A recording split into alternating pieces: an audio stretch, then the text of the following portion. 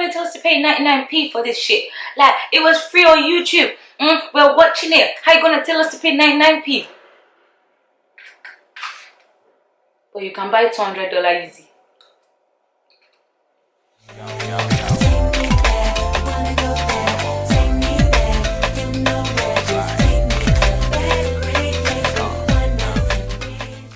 Hey guys, and welcome back to my channel. It's your girl Zara Beauty in the Yaya, and I am back with another video.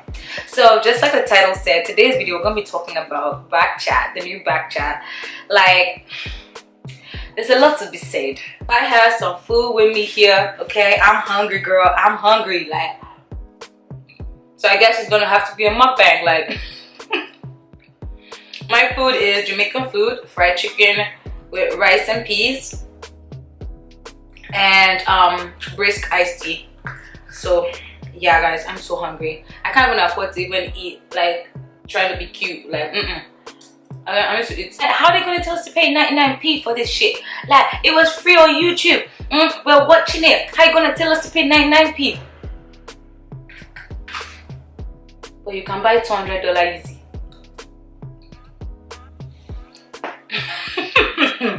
Okay, let's talk. Let's start from the whole fact that they asked people to pay to watch it. BKCHAT, BKCHAT. I'm gonna tell you guys, as a social media coordinator / a marketing person as well, this was a very bad marketing move for you. If you take such a long hiatus, like 8 months, 6 months, at least make the first episode free. This is not TV. Okay, it's not like people are paying for cable. This is YouTube. The first mistake you made was not even asking people to pay for it, because I feel like you guys put a lot of money into making this work. So obviously you guys deserve to have some compensation for that money, like for the cost, and also to build yourself as a brand. So it definitely makes sense. I paid the 99p to watch it. It came down to around $1.20 something, $1.40 something Canadian dollars, but I paid it. But I'm not gonna be paying it anymore. I'm sorry, and I'm going to tell you guys why. So you take this your stuff from such a website that has billions of viewers, and you take it to an unknown, obscure website because you want to be able to take all the revenue. Because if you don't know, YouTube does take part of the revenue you make from your stuff, because they are the ones that provide the ads, etc. They take up to 45% of your cut, okay? Which honestly is not, like, if you're used to it, you're used to it. Like, honestly, it's not a big deal. So you take your stuff out of this platform and you push it to another website. I understand you want to have full monetization, you want to be able to have the content you want on there, the ads you want on there. You want to literally facilitate and like control the entire process, which is understandable. But let me tell you where y'all fucked up. First things first, you went for 8 months. Now, you're meant to give us something. You're meant to build anticipation. That website should be ready, not some back-end website that, nah. If you really wanted to move to another platform, try an app, a paid app, subscription, $4.99, $2.99, $1.99. That makes more sense than paying 99p per episode, and then you only have access to the episode for 48 hours. Like, what the fuck is this? It's not that you guys wanted to move from one platform to the other platform, but it's like, come on. At least make the first episode free so that you can build anticipation as to what's gonna happen in the next episode. Because I watched it and it was really good. Production was good and the audio was better, miles better than the other ones before. Yes, some parts didn't sync, but very, very little parts. I'll give it, like, the audio, I'll give it like an 85%, which is better than, you guys know how disgusting the audio was. So their audio was so much better. Cinematography was on fleek. They really put money into this production. That's why I felt like it would be hypocritical of me, after telling you guys to support their GoFundMe and all of that in my previous videos, to not support them. This is a black owned business. It's black people doing this, and I will always support, no matter what, you know. At the same time, I'm sorry, but paying 99 cents every time I want to watch it, that does not make sense. It does not. It doesn't add up. I understand you guys probably looked at it from a purely monetary perspective, because you guys did not look at it from a PR perspective. It was very obvious that no one did adequate research into the PR. All right. So if you're trying to get the viewers, I'm sure you guys are thinking, even if, let's say, 10,000 people or 20,000 people should watch this, already at least like 25 to 30,000 revenue. I understand that whole revenue that you don't have to share with anyone. That's more than you'd have gotten out of YouTube with the normal views you guys get. 100%. That's for sure. But is it sustainable? Is it sustainable? Can you keep the people entertained? Again, it's so easy for them to just screen record this and post it on another website. It's like, come on, you guys, like, you have to remove the incentive for people to cheat. Yes, there are people that are going to cheat, and yes, there are people that are still going to pay that like 9 people. It's going to keep reducing. Very soon they'd have to. I understand that maybe as time goes on, they then bring it back to, you know, the YouTube platform. Maybe they just want to get the initial revenue from this before they bring it back to the YouTube platform, which then makes sense. How to mix marketing and PR together to make sure you guys have the best plan, especially as a growing Black-owned business, especially as a growing TV production company. You guys want to be sure that you're doing the right thing and you're not chasing your viewers away. Ever since BKCHAT came, there are many other Black platforms that have come to talk about things. That's for sure. You know that. So it's not like there's a lack of it. What really brought BKCHAT and what kept them there was the drama, the entertainment, and as much as people say, oh, you talk about it, we're still gonna watch it. That's the honest truth. But I don't want you guys to lose your viewers by trying to just look at the dollar value of these viewers. How can we retain our engagement? How can we keep it from going from YouTube 250, 400, 600,000 views to less than 20,000 views because it's a paid platform? I understand that you guys will still at least trying to get some money back, but I feel like long term, you guys should think long term. Okay, think long term. Don't give up like long term opportunities for short term like rewards. Okay, so that's what I want you guys to think about. Now let's go to the actual video itself. Unfortunately, I'm not able to show you guys any clips. I can only show you guys what they posted, but I don't want this video to be copyrighted. I was thinking of doing commentary and then putting under fair use, but it's a whole hour 34 minutes. Even I don't have that kind of long attention span. If it's not a movie, I don't have that kind of long attention span. I watched it too, but I can't be, it's long. Spoiler alert, if you haven't watched it yet, this is going to be a spoiler alert 100%. So I'm going to tell you guys what happened, what I think about the whole thing, blah blah blah, blah. That's what I'm going to do. So if you haven't watched it, pause this video, go to the BKCHAT website, watch it, and then come back and we can talk about it. This food's sweet though, I'm not even gonna lie to you.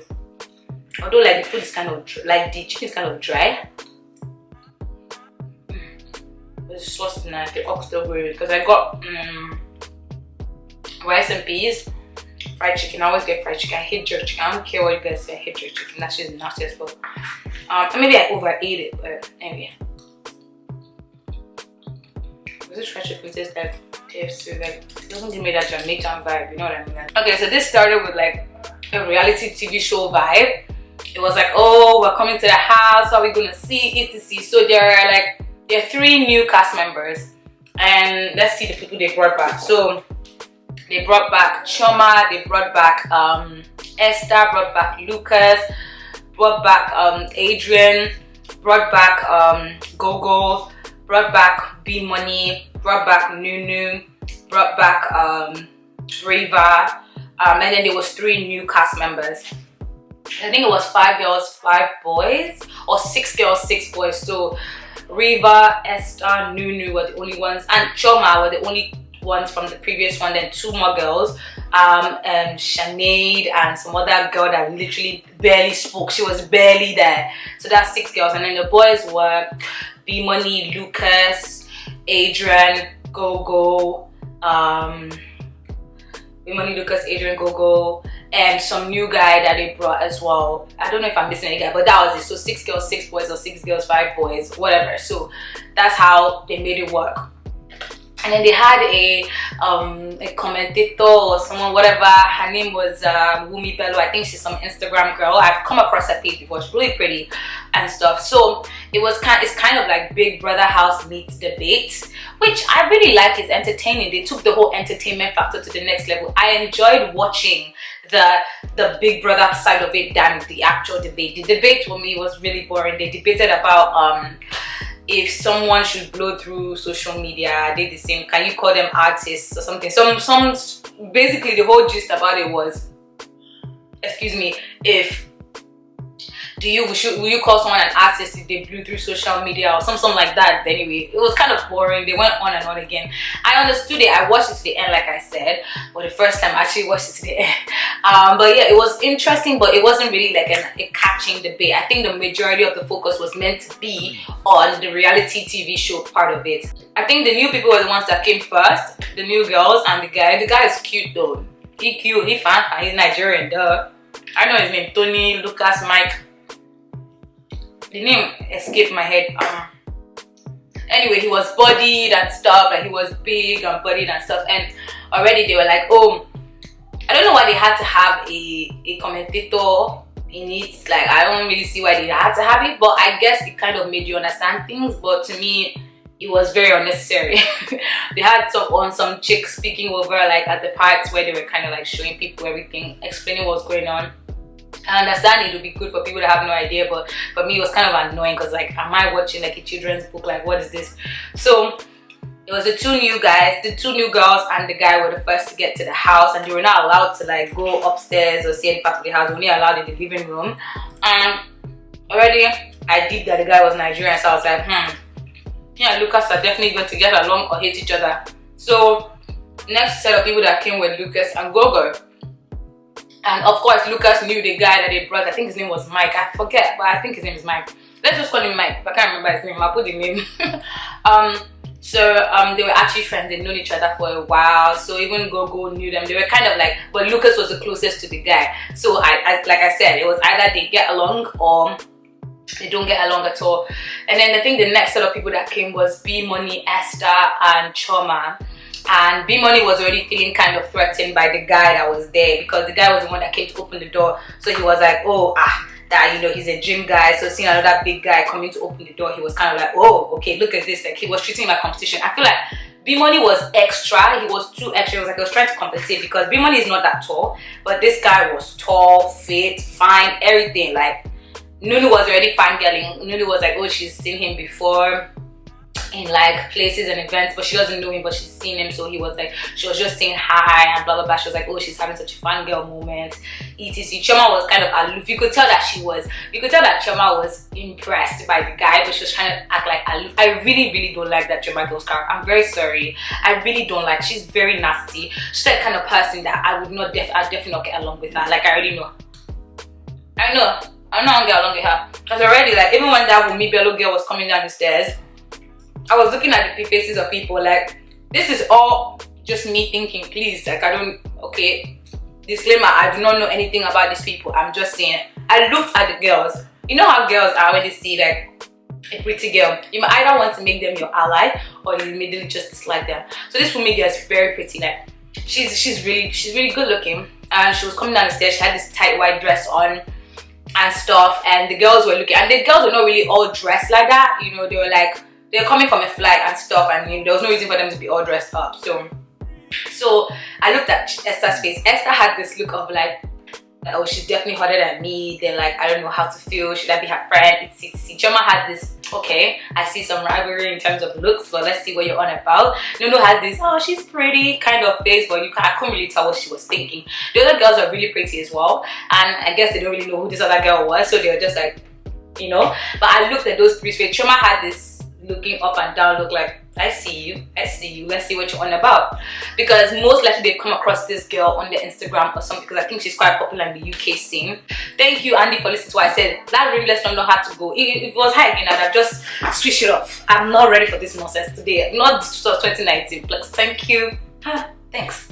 So thankfully it wasn't Rimless London. It was this girl. She was really fun. She wasn't smiling too much. She wasn't cracking jokes. Like, she was straight to the point. This is what I'm meant to do. This is my job. I'm going to do it. I really liked that. I really appreciated that. Please make sure you book her for your reunion, because for real, like, please, we don't need Rimless anymore. Thank you. So sorry guys, see, I'm just waving my broken nails around. Please do not judge me.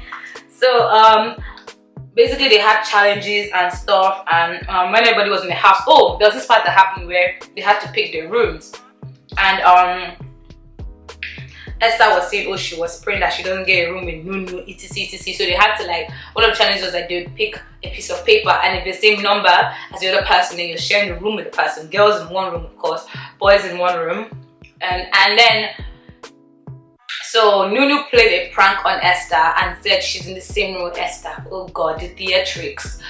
Esther said, you know, I'm not staying here. What kind of nonsense is this? Okay, like I have to say though, to be objective, I have to say, Esther and Nunu don't like each other 100%. You can't force it. If you don't like somebody, you have bad blood with somebody, the last thing you want to do is share a room with the person. And the room that they got was a room whereby, like, it's the same bed. The other ones were like separate beds, but it's the same bed, a double bed. So it's like a skin on skin thing. Like, I have a double bed, and I know that when I share it with someone, like one way or the other, we always end up touching each other during the night. So it's like, I understand that if you really dislike somebody, you do not want to be sharing a room. You do not want to be sharing that kind of close personal space with someone. 100% understand. But she was being so dramatic. Like, nah, something is fishy here. How is it that, like, of all people, Nunu, and it's like, come on, like, this is just too predictable. But we found that it was a prank, which was a nice twist. And Nunu told Adrian that it was a prank, and Adrian opened his big mouth to tell Chioma. Chioma was like, come on, nonsense is that, come foolishness is that, trying to go and tell Esther that was a prank. And Esther was so relieved. Like I said, I do understand where Esther is coming from. I don't understand where Nunu is coming from. But honestly, I feel like it's a prank that would have been done to spice things up. Like, oh yeah, we know this is public enemy number one, let's try. But then the way Chioma was acting as if this girl decided to kill somebody, or like as if Nunu just burned the house down. So that kind of stupid prank is this? Why is somebody like that? I'm like, you just got into the house. It's not even your fight. It's Esther's thing. Like, why are you now giving extra, like, I don't know, I just really dislike Chioma. I'm sorry guys. I mean, from the character, I don't know if she's playing a part there. I don't know her in person, so I cannot speak on her character in person. But from what I see on the TV, it's like, nah man, bitch, you need to take a chill pill, sis. Like, when they just set the tone in Bad Blood, then only for us to find out that it was actually Reba that was sharing a room with Nunu. And Reba was now like, oh, Esther, so it's you that I have to take your burden. And Nunu was there when she said that. At first, I kind of glossed over it, but then I was like, shit, man. I put myself in Nunu's shoes. Like, coming to a house where you either don't know anyone, or the ones you know, you don't know if they like you or they don't like you. At least one thing is for sure, she knows that Esther hates her. She knows that she doesn't like Esther and Esther doesn't like her. But to not know among the other ones which ones you can trust, which one you can talk to, which one you can call friends, that would really suck. Because at least, like, when you go to like some place, you know, maybe one person is your friend, one person you don't really like, one person you're okay with. Like, that's how it was. Like with Chioma, it was Esther. With Reba, she was cool with many of the guys. With, you know, someone had their person, but with Nunu, she had no one. So she could only bank on maybe this new girls that didn't really know much about her, or one of the guys that were good with her. Like, you know, it's kind of a really tough thing to say. Then to hear Reba call her a burden to what's her name, and Reba tried to backtrack and be like, oh, not burden and stuff, like, because Nunu was like, burden, and she was like, no, not burden. But it was like, what the fuck, you already said that, it's out there. Like, how will you say that to somebody? Imagine if someone should come out and say you're a burden. Like, already you guys just got in day one. At least let her say something stupid first before you guys start jumping on her. Like, this same crowd mentality, like, you would not hear what I said last time. This same crowd mentality against someone, it doesn't look good. It's not a good look. Although it can happen with any race and any nationality, it's like, you guys are predominantly of African origin, and it's like, it just kind of made me feel some type of way. I felt some type of way about it, because at first I didn't think it deep till Nunu was like, wow, like, and then she was talking to Gogo later on. She's talking to Gogo later on, and she was talking about how, you know, she felt so bad that already she's here and people see her as a burden, and she was just emotionally drained, and she actually cried. That was the first time I'd seen her cry, and it was like, wow, like, when you come somewhere, you're already being called a burden. Because you know what, you're telling the new people, like, oh, this girl is kind of like red territory, she will really be friends with her, etc. Like, I like that fact that the new guy realized that this girl had been bullied, so he had been watching BKCHAT. Like, he knew the BKCHAT guys. The other girls, not so much. They'd heard about it, seen clips on Instagram and stuff, or maybe they aligned, they know about it, just what's fun, they don't know. But like, they were like, they're not that familiar with it. So, but they could already pick on the fact that this girl was being bullied by the rest of the cast members. And the mic guy was like, he doesn't understand why this girl keeps on being bullied, and he's not going to play into that. I respect the fact that he came out to say that, because honestly, it's just too much. Whatever it is, it's been like 2 years. Like, why can't you just let it go? But it's become the in thing to be against Nunu. You can't be too close to Nunu, because it's like you, like, she kind of stains your personality or how people think of you. Guys, don't mind the background noise. The guys that live upstairs are so fucking noisy. I felt like Gogo was really dismissive about the whole thing. He was just eating. He was like, don't feel bad. You could tell that he was like on the fence. He was like, oh, I'm just trying to do this to make you feel better and make me look like a good person, but I really don't give a fuck about you.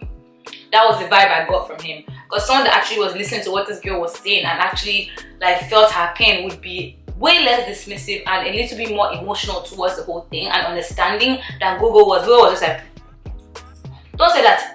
Not really. And when she started crying, it was like, Hina came to tell her story. I was like, you didn't have to do this whole thing. You should. In fact, it would have been better if you didn't even come to help her or talk to her at all than give this half-hearted gesture of understanding, like of compassion. It's like it wasn't necessary. So after the whole thing, they had a challenge where they were meant to spell stuff. So it was girls versus boys. Some of the words I was like, didn't you guys go to school? How can you not spell fellatio? How can you not spell fornication? I mean, I know some of them were drunk, but I'm like, really? There were some really easy things they were asking them to spell, and these girls couldn't spell it. Cunnilingus. I'm like, did you guys go to secondary school? Did you guys ever watch Akila and the Bee? Like, what exactly? What is so difficult? I was really embarrassed with the girls. Granted, the girls' words were way harder than the guys' words. They were asking the girls to spell fellatio, cunnilingus, and all that stuff, and the guys only had to spell like fornication, coitus, and stuff like, I don't know. It was definitely unfair, but I guess it was just a fun kind of icebreaker thing.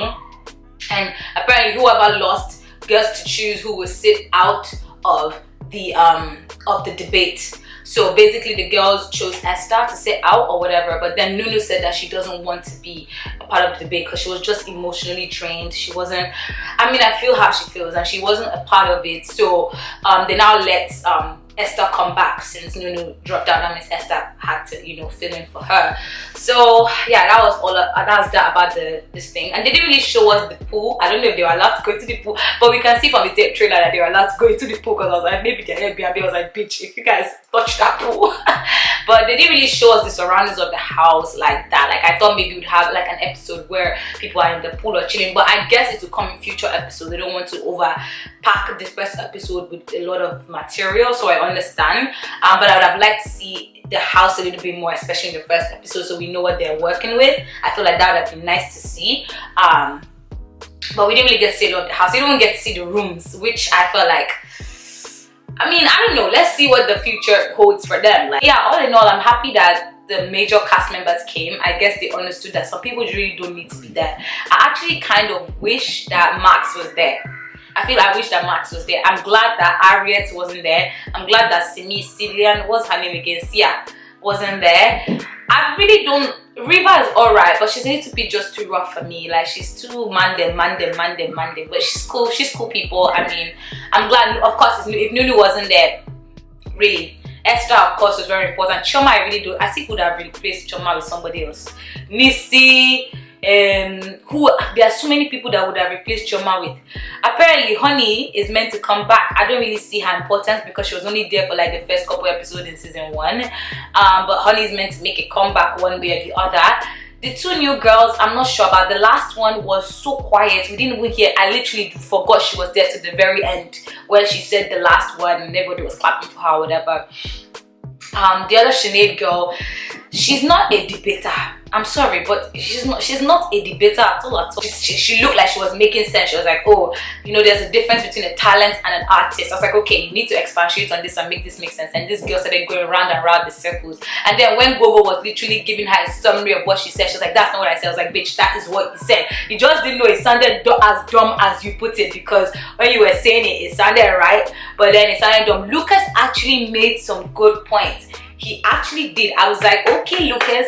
I like the fact that he was kind of seeing it really well rounded. The topic made you think, like you had to think. You couldn't just talk. It wasn't sex, it wasn't anything like that. It was something that actually made you think. I felt like Adrian was taking a little bit too personal because Adrian is a musician and he studied music. So he was taking it a little bit too personal and was like, oh, I feel like you should have worked hard for it, you should have done this, blah, blah, blah. You should have a body of work for it to be called an artist. But like the other guys actually brought good enough points to be like, the process doesn't matter, it's the end result, it's the product that matters, not really the process that makes you an artist. I feel like they made good points. That Mike guy was he wasn't trying to talk over anybody, but then B Money just came in awkwardly and said, oh, alpha male, and he was like, nigga, chill. Like, it's so obvious you're so threatened. Like, chill, chill, chill. He was trying to overcompensate a lot for the presence of the other guy, and the other guy wasn't really trying to do the most. He just didn't want to talk over anybody, and he just didn't want to be shouting like everybody did. He did once in a while, but he was like, you could tell he was noticeably quiet than the rest of the cast members. While Lucas was like, this is a jungle, you have to shout to be heard. I'm like, no, you don't. You just need to make your point and listen to that person's point before you jump on them. That's how a debate is meant to go, but I guess no. But yeah, guys, all in all, the episode was really interesting. I liked it. I would definitely watch again if it's on torrent, because I'm sorry, but my Netflix, by the time I finish watching their whole episode, like, it's usually 12 or 13, right? That's a Netflix subscription. I'm very sorry. My Netflix only cost me $9.99 a month, and I get to watch like 40 movies. I'm sorry, this is the best I can do right now given the circumstances. But yeah, guys, I definitely enjoyed this episode. I feel like I look forward to seeing if there's better episodes ahead.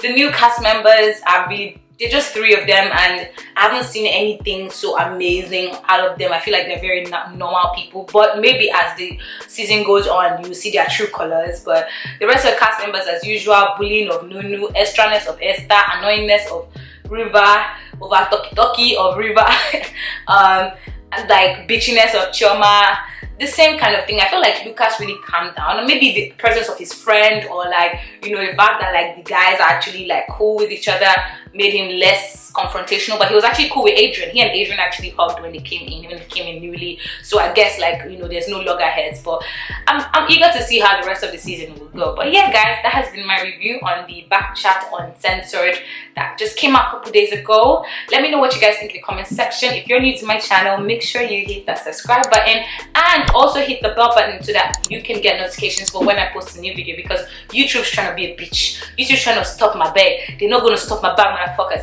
Share this video with your friends, like, comment, etc, and I will see you guys in my next video. Au revoir.